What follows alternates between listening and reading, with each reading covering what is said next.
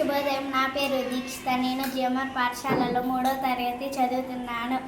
ఈరోజు Telugu house activity వచ్చేసి నీతి కథ. ఒక అడవిలో పావురాలు గింజల కోసం వెతుకుతుంటే వేటగాడు వచ్చేసి వల ఇసిరింటే అవన్నీ వలలో చిక్కుకొని అవి వలతో సర ఎగిరిపోయాయి.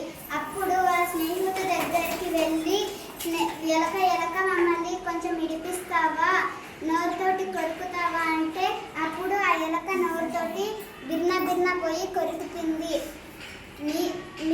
నీతి వచ్చేసి